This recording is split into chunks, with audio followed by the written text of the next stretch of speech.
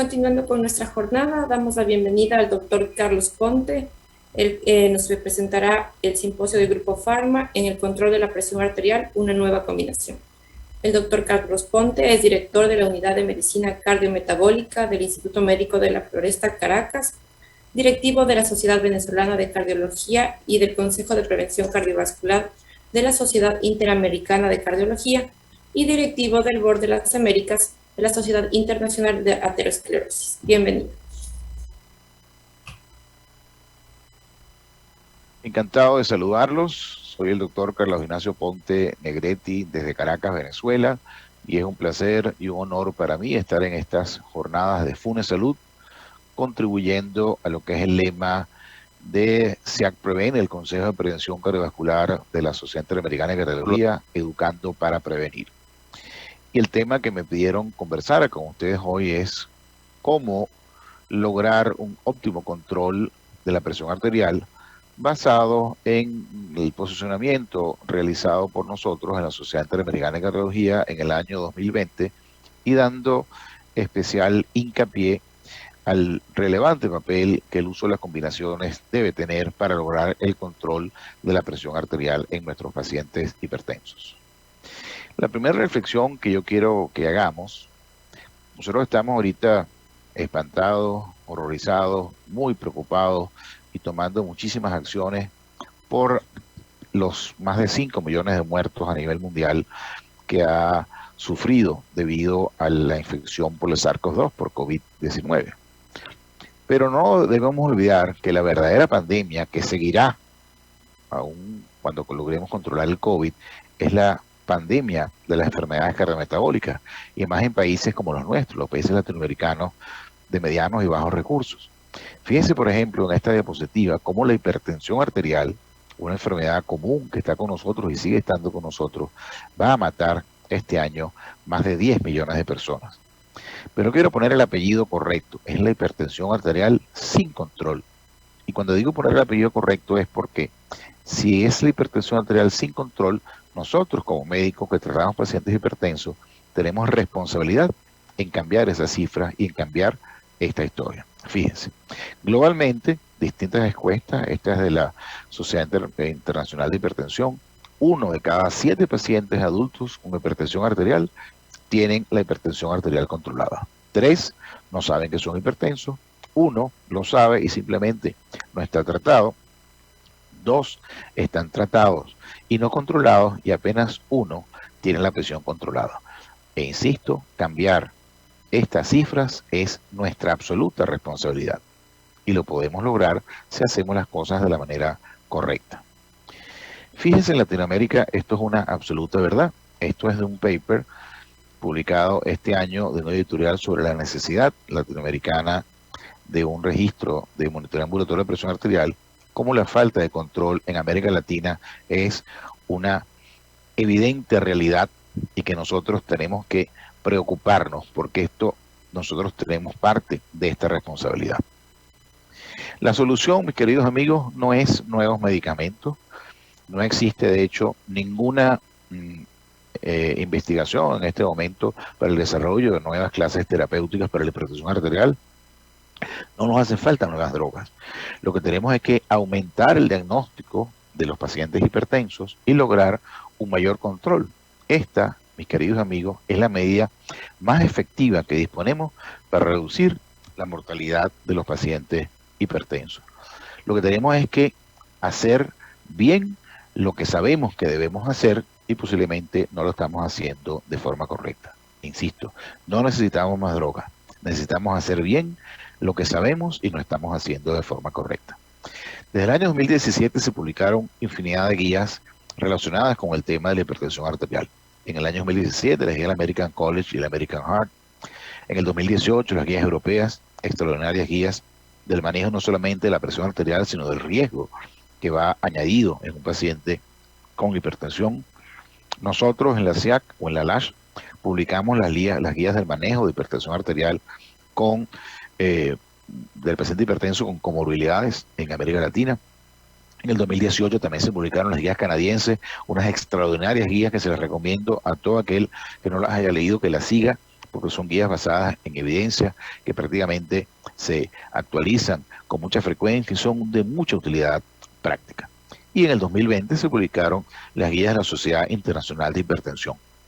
Y nosotros en la Sociedad Interamericana de Cardiología nos dimos a la tarea, a finales de 2020, de armonizar todas estas guías y tratar de desarrollar un algoritmo único en donde escogiéramos las mejores evidencias de todas estas guías para desarrollar una guía práctica y sencilla para el manejo de la hipertensión arterial. Y esto es básicamente lo que vamos a conversar de ahora en adelante. Lo primero, las metas. Sabemos que hay controversia entre las metas de las guías americanas, las guías europeas, eventualmente las guías de la Sociedad Internacional de Hipertensión, y nosotros simplemente nos decantamos, luego de una muy interesante discusión, por lo que son las metas que nosotros, inclusive en la Sociedad Latinoamericana de Hipertensión, compartimos, que son las metas de la Sociedad Europea de Hipertensión. Todo paciente hipertenso, y esto es clave conocer las metas, porque cuando hablamos de control, es que el paciente tiene que estar en estas metas de tratamiento. Todo paciente hipertenso, con diabetes, con enfermedad arterial coronaria, posterior a un ictus, debe tener su presión arterial sistólica por debajo de 130 y nunca por debajo de 120. La excepción, los pacientes con enfermedad renal crónica, cuya meta es menor a 140 y nunca menor a 130 por el daño que podemos nosotros infligir en el riñón si producimos hipotensión. Si el paciente tiene entre 65 y 79 años, todos los pacientes deberían estar la sistólica entre 130 y 139. Si son mayores de 80 años, similar, teniendo mucho cuidado de la hipertensión ortostática y la evaluación del anciano frágil. Y la diastólica, no hay discusión. Todos los pacientes debemos lograr colocarlos entre 70 y 79 milímetros de mercurio. Tener claridad en las metas es muy importante y compartirlo con el paciente, que el paciente entienda cuál debe ser su meta de tratamiento, dónde debe estar con la medicación y la importancia de estar en meta en términos de reducción de eventos cardiovasculares, de reducción de daño órgano blanco y de reducción de mortalidad. Eso es muy importante compartirlo con el paciente, porque al él sentirse involucrado en su tratamiento, está demostrado el cumplimiento del tratamiento y de todas las medidas no farmacológicas es mucho más eficiente. Y esta es nuestra propuesta de algoritmo integrado. Vamos a recorrerlo poco a poco. Comenzamos con la presión arterial en el consultorio, haciendo la salvedad, y eso está muy bien descrito en el texto que está a la disposición de todos ustedes, tomado adecuadamente el paciente sentado en una silla cómoda, con un buen respaldar, los pies en el piso, la vejiga vacía, un ambiente tranquilo, el brazo a la altura del corazón y tomar por lo menos 3 medidas luego de 5 minutos de reposo. Haciendo la salvedad que en la primera consulta se debe hacer este procedimiento en los 2 brazos y escoger el brazo que tenga la presión más alta para las consultas sucesivas. Si no estamos haciendo esto, mis queridos amigos, estamos haciendo, ya partiendo de una manera inadecuada de evaluar la presión arterial. Luego que hemos cumplido esta medida, vamos a dividir el paciente según los valores de presión arterial en 4 grupos. Empezando por la izquierda, el paciente que definitivamente no es hipertenso, que tiene la presión arterial entre 120/80, 129/84, y este paciente simplemente el control anual o el control que necesitemos para otros factores de riesgo si es que el paciente lo tiene. En el extremo de la derecha, el paciente con hipertensión arterial ya estadio 2 o estadio 3, con una presión arterial por encima de 160/99. Y en el medio tenemos, primero, el paciente con hipertensión arterial normal alta, lo que los americanos llamaban prehipertensión, mayor a 130/85 y que no alcance 139/89, y el paciente con hipertensión estadio 1 entre 140 y 159 y entre 90 y 99. ¿Qué vamos a hacer una vez que cataloguemos a estos pacientes? El paciente con hipertensión arterial definitiva, más de 160/99, vamos a estratificar el riesgo cardiovascular global. Esto es imprescindible. Recuerde que estamos tratando no cifras, estamos tratando pacientes con riesgo cardiovascular y tenemos que conocer el riesgo global de este paciente. Y para ello vamos a medir todos los factores de riesgo, lípidos, glucosa, hemoglobina glucosilada, si es pertinente, las medidas antropométricas, peso, talla índice de masa corporal. Recuérdese, una consulta de hipertensión no está completa si no tenemos una cinta métrica. Evaluar si el paciente fuma actualmente, y cuando hablamos fuma o uso de cigarrillo, no nos quedemos solamente en el cigarrillo tradicional, el cigarro masticado, el vaping, que hoy en día está tristemente tan de moda, sobre todo en los adolescentes, también es un riesgo aumentado. Debemos hacerle a ese paciente un electrocardiograma, es imprescindible, porque el electrocardiograma nos va a evaluar si el paciente tiene crecimiento de cavidades, si tiene alguna arritmia, y esto si tiene evidencias de isquemia pasado o presente, y esto es fundamental para estratificar el riesgo del paciente. Y tal vez este es mi sesgo como cardiólogo, todo paciente hipertenso debería tener, al menos en el primer año de evaluación, un ecocardiograma para valorar realmente la función cardíaca, la masa del corazón, la función diastólica, las cavidades, la fracción de eyección, y esto es fundamental para poder decidir inclusive el tipo de tratamiento. Entonces, este paciente ya con hipertensión definida, estratificamos riesgo. Por otra parte, los dos pacientes que están en el medio, pacientes con prehipertensión o los pacientes de hipertensión normal alta, o los pacientes con hipertensión arterial estadio 1, debemos confirmar las cifras de presión arterial. Y estos pacientes debemos obligatoriamente o hacerle monitoreo ambulatorio de presión arterial si está disponible, que será lo ideal, o por lo menos automonitoreo de presión arterial. Existen guías también publicadas por nosotros en la LASH y en la SEAC de cómo realizar el automonitoreo, y les motivo a que la lean para hacerlo de forma correcta. Pero lo importante es que este grupo de pacientes debemos comprobar que es realmente hipertenso y descartar hipertensión de bata blanca o hipertensión enmascarada. O simplemente, si no tenemos la disponibilidad, hacer repetidas visitas con visitas muy cercanas al consultorio. Y luego de esto confirmamos el diagnóstico. Si confirmamos el diagnóstico, entonces procedemos a estratificar el riesgo, igual que lo hicimos en el paciente que comentamos con la presión arterial estadio 2 o más adelante. Y lo vamos a dividir en 4 grupos. Vamos a comenzar por la izquierda. Riesgo bajo. Esto es prácticamente inexistente. Esto es apenas el 18%, 20% de los pacientes hipertensos. 1 o 2 de cada 10 pacientes hipertensos son hipertensos de riesgo bajo. Y solamente a estos pacientes es que estamos autorizados, y fíjense bien lo que les estoy diciendo, solamente a estos pacientes hipertensos con cifras de presión arterial estadio 1 y que no tengan ningún otro factor de riesgo, prácticamente inexistente este grupo de pacientes, son los únicos que estamos autorizados a comenzar con monoterapia. Pero inclusive en estos pacientes podemos empezar con terapia a dosis fija a dosis bajas, siempre en una sola tableta para mejorar el cumplimiento. Y por supuesto, también la línea 0 en todos los pacientes, estimular cambios de estilo de vida, tratar otros factores de riesgo y evaluar al paciente de 3 a 6 meses. Esto fue uno de los puntos que yo discutí mucho. Yo creo que mientras más cercana a la visita, más cerca, más fácil que el paciente cumpla, tanto con las medidas no farmacológicas como con el tratamiento. Y la terapia de combinación puede ser o con monoterapia, con cualquiera de los 4 grupos, inhibidora enzima convertidora, bloqueante de receptores de angiotensina, calcio antagonista, diuréticos, beta bloqueantes, o las combinaciones ya que vamos a hablar más adelante. Por otra parte, todos los demás pacientes de riesgo moderado, riesgo alto, riesgo muy alto, debemos empezar de inmediato, y esto es taxativo, esto es mandatorio, esto es obligatorio, y esto es algo que está armonizado en todas las guías como una estrategia para mejorar el control. Debemos iniciar con terapia de combinación a dosis fija, y fundamentalmente, o de manera más importante, dando preponderancia a la combinación de un bloqueante de receptores de angiotensina o un ECA con un calcio antagonista o un diurético. Y, por supuesto, tratar en forma paralela todos los demás factores de riesgo. Y una vez citamos al paciente 2 a 4 meses, yo insisto, mientras más cercano mejor. Hay pacientes que inclusive, sobre todo si tienen la presión por encima de 160, por encima de 100, ese paciente debe ser visto antes de las 3 semanas para estar seguro que logramos control, porque también nos enseñó el estudio Valio que no solamente es llegar a la meta, sino que mientras más rápido lleguemos a la meta, mayor va a ser la disminución del riesgo cardiovascular de estos pacientes.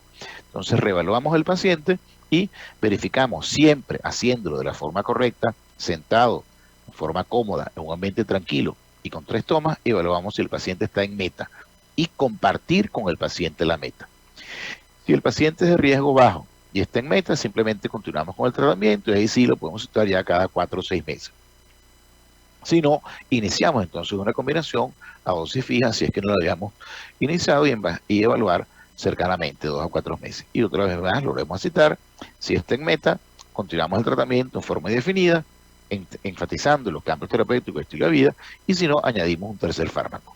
Por otra parte, los pacientes que comenzamos con combinaciones, que insisto, la mayoría de los pacientes, es cerca del 80% de los pacientes hipertensos, prácticamente todos los pacientes hipertensos que iniciamos con una combinación, si en esta segunda visita está en meta, simplemente continuamos con el tratamiento.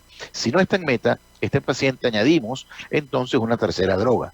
Si comenzamos con un BRA y un diurético, por ejemplo, añadimos un calcio antagonista. Si comenzamos con un BRA y un calcio antagonista, añadimos un diurético. Siempre dando preponderancia a la combinación a dosis fija, porque eso garantiza y mejora el cumplimiento. Y evaluamos al paciente igual 2 a 4 meses y volvemos a repetir. Si el paciente está en meta, continuamos con la triple combinación. Si el paciente no está en meta, añadimos la cuarta droga que nosotros recomendamos muy fuertemente, basado en todas las evidencias, que la cuarta droga debe ser un antagonista de receptor de mineralocorticoides. Y fíjense la importancia de lo que yo estoy hablando de las metas. Este es un paciente masculino de 46 años, referido por hipertensión arterial, la cual fue diagnosticada 12 años antes. Él había parado el tratamiento, tomaba enalapril 5 miligramos 2 veces al día y atenolol 25 miligramos 2 veces al día. Ya vayan viendo algunas incongruencias, ven que son dosis muy bajas. Tenemos que dar las dosis correctas, las dosis completas. Tenemos que dar las dosis totales de tratamiento si queremos realmente demostrar si ese paciente responde o no a la terapia. El paciente había detenido el tratamiento porque había leído, le habían dicho, le habían comentado la posibilidad de impotencia, sobre todo con los betabloqueantes, o disfunción eréctil. El paciente no tenía historia de enfermedad coronaria conocida, se ejercita ligeramente, juega tenis 2 veces a la semana, es asintomático cardiovascular, no fuma, bebe 1 o 2 cervezas, 2 o 3 vasos de ron viernes, sábado y domingo. Su examen físico, un paciente de 1,70 m, 90 kilogramos, el índice de masa corporal 31.14, la cintura abdominal, 98 centímetros, y la presión arterial en esa primera consulta, tomado con las medidas que ya hemos recomendado, 148/96. El examen físico, lo uno destacable, es un R4 izquierdo y un APEX sostenido. Partiendo con esta primera evaluación, ¿cuál es el diagnóstico de este paciente? Es hipertenso grado 1, efectivamente por las cifras pudiese ser, es una hipertensión más obesidad, paciente con síndrome metabólico o paciente con hipertensión y prediabetes. Piense en la respuesta, manténgala allí en su conciencia, pero la verdad es que yo le jugué sucio, le hice trampa, porque no les puse otros datos importantes para poder estratificar al paciente. Recuérdense que es fundamental la evaluación de otros factores de riesgo. En el electrocardiograma el paciente tenía hipertrofia ventricular izquierda y en el laboratorio tenía un colesterol total de 226, el colesterol LDL 132, el colesterol HDL 38, triglicéridos 208 y la glucosa en 112 miligramos. Ahora sí podemos estratificar mejor a este paciente y podemos decir eventualmente que es un paciente con síndrome metabólico más hipertrofia ventricular izquierda. ¿Qué hacemos entonces con este paciente una vez que lo tenemos catalogado, que lo tenemos ya bien estratificado y clasificado? Iniciamos terapia antihipertensiva con terapia combinada, iniciamos la estrategia antihipertensiva con monoterapia o iniciamos la estrategia antihipertensiva con cambios terapéuticos de estilo de vida.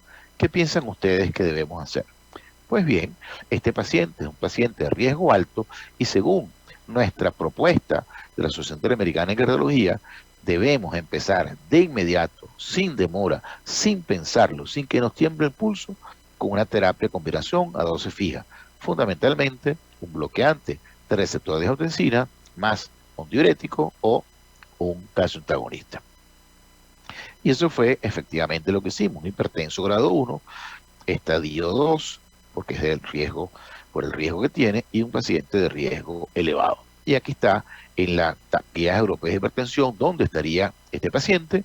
Vean que es hipertenso grado 1, pero por tener 3 daño órgano blanco, tener hipertrofia ventricular izquierda, y tiene además otros factores de riesgo como es disglicemia, obesidad y dislipidemia, es un paciente de riesgo alto. Y una vez más, las guías europeas de hipertensión, que son una de las guías que posiblemente tiene más influencia en nuestro algoritmo, debemos iniciar con combinaciones, con bloqueantes de receptores de angiotensina, bloqueantes de canales de calcio y o un diurético tiacídico. Y fíjense cómo la mayoría de los pacientes debemos empezar con terapia de combinaciones desde el inicio. Ya esa terapia escalonada, de empezar con monoterapia, subir la dosis, eso ha demostrado que no mejora el control y mantiene al paciente de un tiempo innecesariamente prolongado a riesgo. Fíjense una vez más, si este paciente, la meta es menor a 130 y la diastólica entre 70 y 80, y él tiene 148,96, debemos reducir 18 milímetros la sistólica y 16 milímetros la diastólica, y como monoterapia es prácticamente imposible que nosotros lo podamos lograr. Mensajes claves hasta ahora.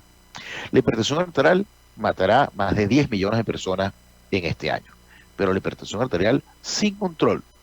Y entonces nosotros necesitamos mejorar el diagnóstico y el control de los pacientes hipertensos. No hace falta nuevas drogas, hace falta que lo que sabemos lo hagamos. Hay muchas guías, por lo menos 4 o 5 en los últimos años, y necesitábamos un algoritmo armonizado y único, sencillo y efectivo. Y esa fue nuestra propuesta desde la SIAC, desde Latinoamérica para el mundo.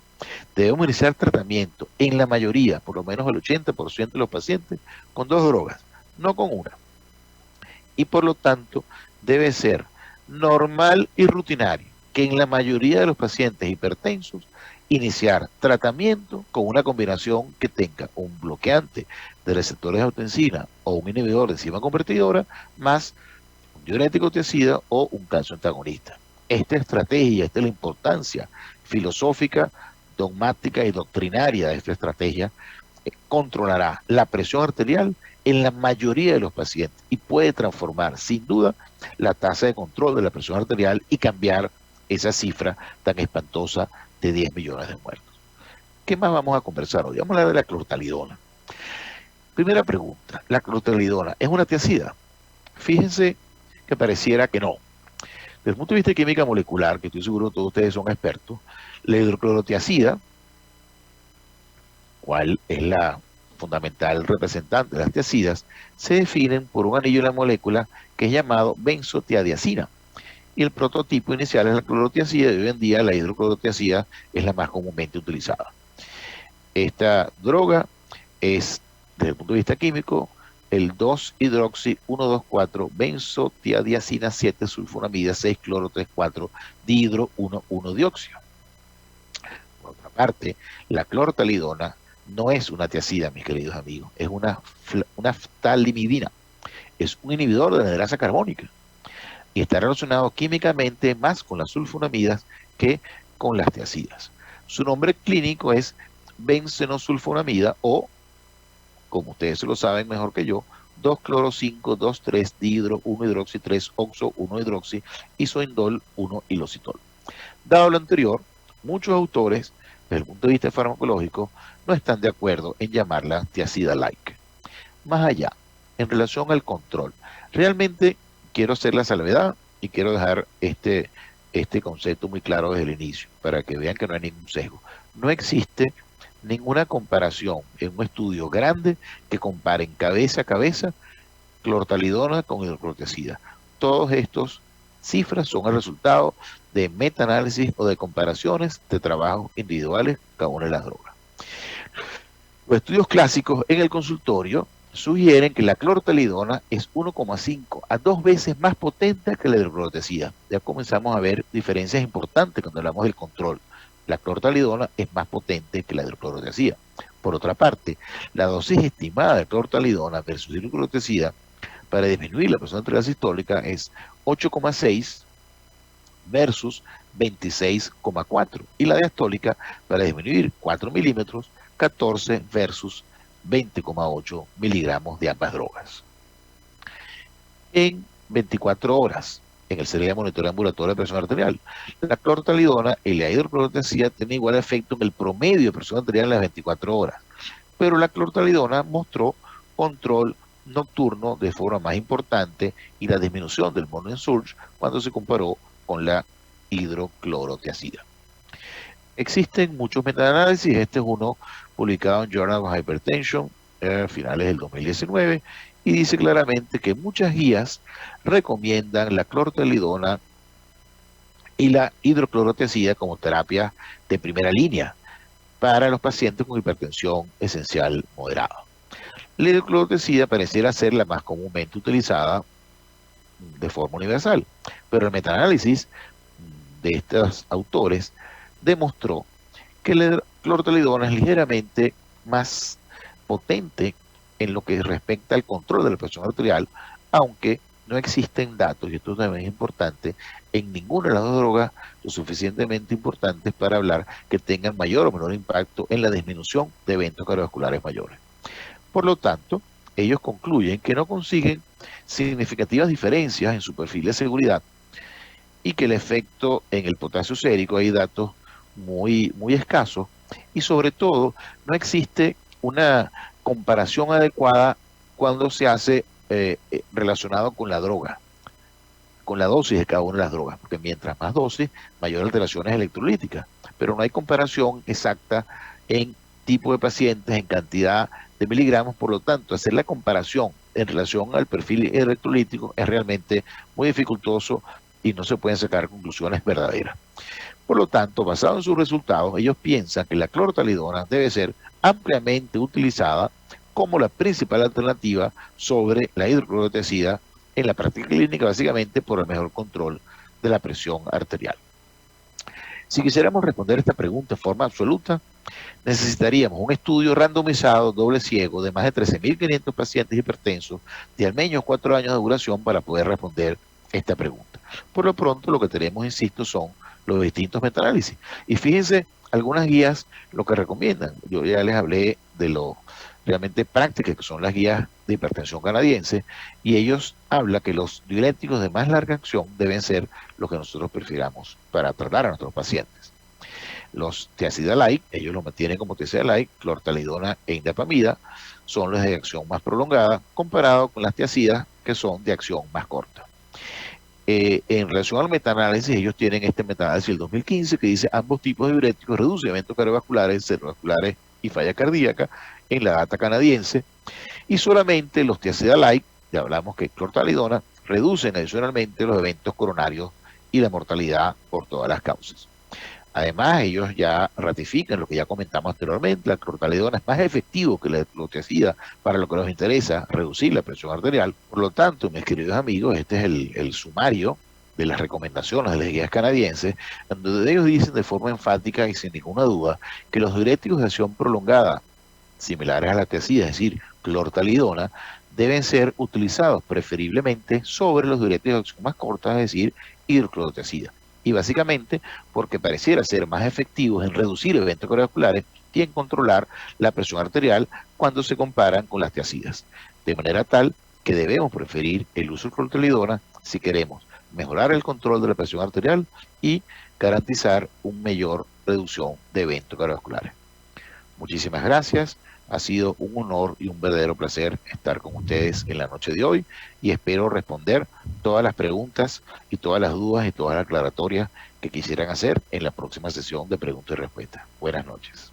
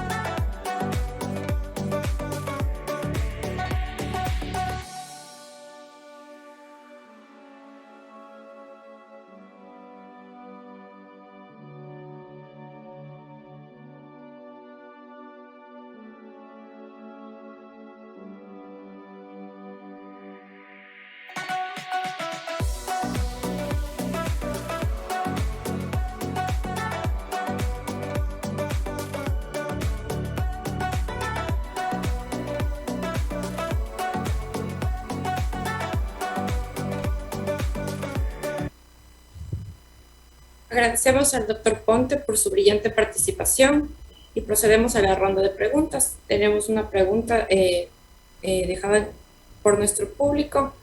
Dice, ¿entrar con YECA o ARA2 más calcio antagonista o YECA y ARA2 más diurético como tratamiento? Encantado, doctora Joana Acuña. Muchas gracias por su pregunta y su acertada coordinación. Es una pregunta bien interesante y bien práctica. Agradezco mucho a la persona que la haya hecho. Y básicamente la respuesta es que hay que individualizar. Realmente hay diferencias más o menos en la población que uno posiblemente preferiría utilizar calcio antagonista sobre diuréticos. Si es una persona de mayor edad, si son personas de raza negra, si son personas con diferenciales diastólicas más elevadas, esas son las personas que uno posiblemente preferiría utilizar un calcio antagonista. Por otra parte, el resto de la población, los diuréticos son drogas que tienen una excelente respuesta, sobre todo las dosis utilizadas para tratar hipertensión, 12,5 miligramos, no producen mayores inconvenientes de aumento de diuresis o de urgencia medicinal y tienen efectos bien interesantes. Además que disminuyen la posibilidad de efectos secundarios de los calcios antagonistas, como son la cefalea y el edema en miembros inferiores, y aunque se minimizan cuando se utilizan con bloqueantes de receptores de autoensina o con inhibidores de enzima conversora, siempre pues pueden presentarse. Entonces, básicamente es el perfil del paciente lo que va a decidir. Si las personas mayores de edad con presión diastólica más elevada y de raza negra, preferir calcio antagonista. El resto de las personas posiblemente diuréticos. También hay otro tema que es el tema metabólico. Sabemos que los diuréticos pueden eventualmente producir alteraciones de la glicemia. Los pacientes con prediabetes, ya no así el diabético no hay mayor diferencia, pero los pacientes con prediabetes, para evitar alteraciones de la glicemia, posiblemente se debe preferir calcio antagonista en ese paciente específicamente, el paciente obeso con prediabetes. Precisamente en torno a los pacientes diabéticos se dirige la siguiente pregunta. En pacientes diabéticos también se prefiere el uso de la clortalidona. Sí, como te dije anteriormente, Joana, una vez que el paciente es diabético, que ya traspasó esa barrera, ya no es un paciente con prediabetes, sino con diabetes establecida definitivamente, no hay ninguna diferencia y la utilización de diuréticos no va a producir ninguna alteración. Eso está absolutamente demostrado, ninguna alteración significativa del control glicémico. Entonces, perfectamente se puede usar clortalidona en los pacientes diabéticos sin ningún riesgo de desequilibrio metabólico. No hay ningún inconveniente. Respecto a lo que usted mencionaba sobre la individualización del tratamiento, la siguiente pregunta es respecto a las personas de raza negra, que son hipertensos con mayor dificultad de control. ¿Cuál es el tratamiento preferido en este grupo de población? Sí, los pacientes, la realidad es que muchos de estos pacientes necesitan terapia triple, ¿no? Porque son, como tú bien dijiste, Joana, pacientes que tienen diferenciales muy altos y presiones, ya debutan con presiones muy elevadas de difícil control. En esos pacientes, por eso que los calcio antagonistas, que son unas drogas más potentes, van muy bien en estos pacientes. Pero también los pacientes de raza negra tienen un porcentaje significativo de hipersensibilidad a la sal, por lo que combinar un IECA o ARA2 con calcio antagonista y un diurético, la triple terapia, es muy efectivo en estos pacientes. Si son pacientes de difícil control, hay que estar muy encima, pero hay que utilizar todas las herramientas posibles para lograr el control, porque como comenté yo en la segunda diapositiva, la hipertensión arterial sin control, independientemente de lo diagnosticada, es el principal factor de riesgo con el mayor impacto poblacional. Lo que quiere decir que nosotros no podemos negociar.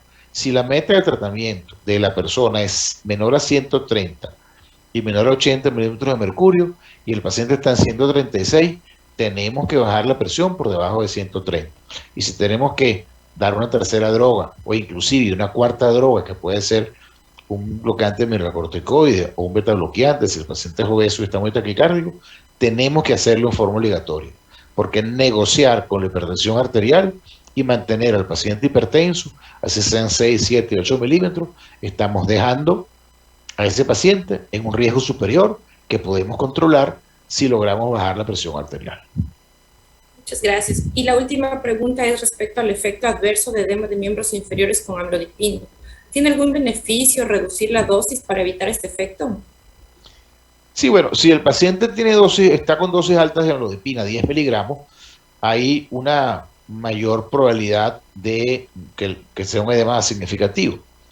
Y hay pacientes que reduciendo la dosis a 5 miligramos mejora sustancialmente el edema. También es una cosa que es importante, ¿no? Comprender la fisiopatología del edema y hacérselo saber al paciente. La fisiopatología del edema en la amlodipina es por un problema de la hidromecánica local. Es un problema de que hay un trastorno de mayor vasodilatación capilar y eso produce fuga local. No significa ni retención de líquidos, ni daño renal, ni alteraciones hemodinámicas generalizadas. Entonces hay pacientes, Joana, sobre todo por ejemplo pacientes nefrópatas, que tienen un control de la presión arterial muy complicado y que hay que dar 3, 4, 5 drogas y que mira, los calcioantagonistas a veces son indispensables. Y bueno, hay que explicarle al paciente, generarle confianza y que eventualmente va a tener ese efecto secundario, pero que el efecto secundario es infinitamente menos peligroso que mantener la presión arterial elevada. No estoy diciendo en todos los pacientes, pero esos pacientes con enfermedad renal o pacientes diabéticos de difícil control, o ese paciente que tú comenzaste de raza negra, que hay que utilizar varias drogas, los calcioantagonistas son drogas muy útiles, porque son drogas muy potentes. Y sacarlas del arsenal terapéutico por un efecto secundario que eventualmente, no en todos, eventualmente en algunos pacientes pudiese ser tolerado, pues hay que tener ese balance y ganarse la confianza del paciente y explicarle por qué razón está teniendo ese aumento de volumen a nivel de los tobillos. Muchas gracias, doctor Ponte, nuevamente por su intervención y por las respuestas a nuestras preguntas. Les invitamos a continuar con las charlas después de un corto receso. Muchas gracias por su participación. Muchas gracias, Joana, gracias a todos y un placer estar aquí con ustedes como siempre.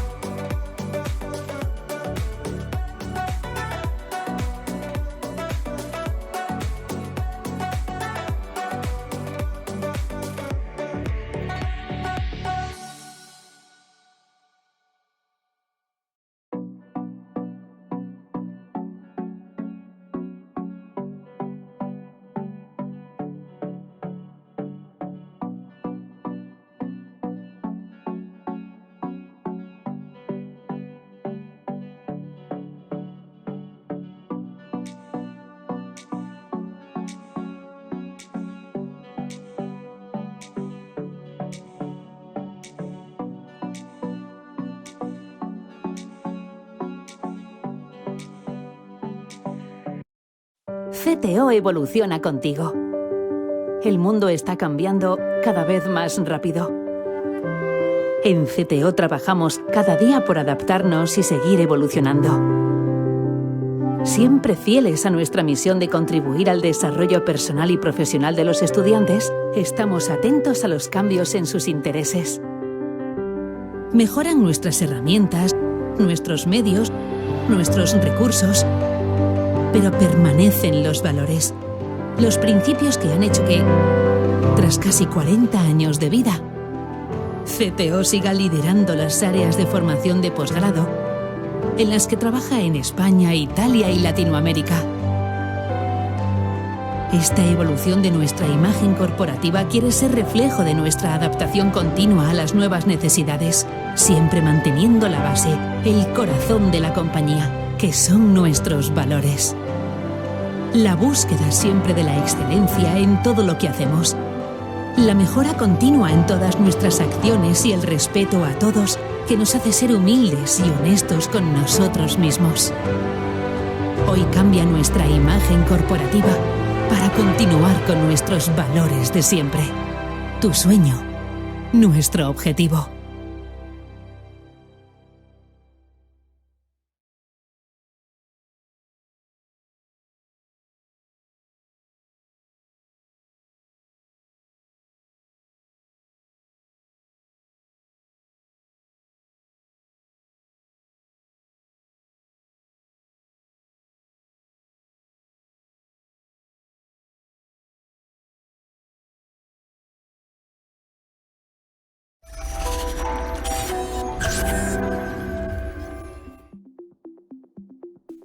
¿Sabías tú que la principal causa de muerte en el mundo es de origen cardiovascular?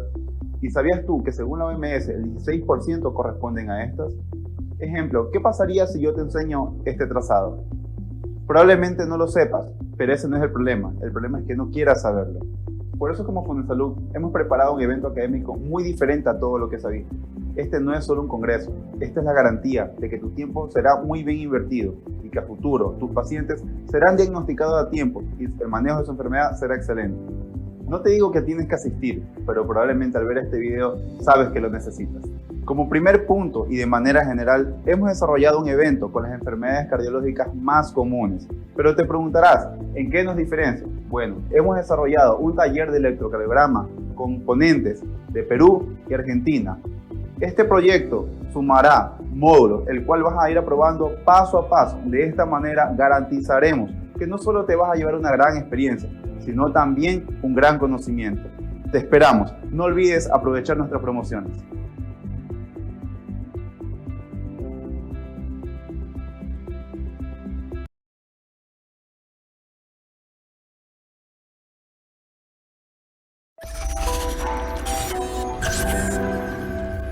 Hola, soy el Dr. Alfredo Bermedo, fundador y presidente de la Fundación Ecuatoriana por la Salud, Fundesalud, médico y máster en gerencia de instituciones de salud. Durante este tiempo he adquirido experiencia en el ámbito de la administración de la salud pública, estando al frente de diferentes estrategias a nivel nacional y últimamente como consultor en un organismo internacional. En mi año de salud rural entendí que existen varias maneras de aportar a nuestra comunidad, tanto en la parte académica como en la de ayuda social.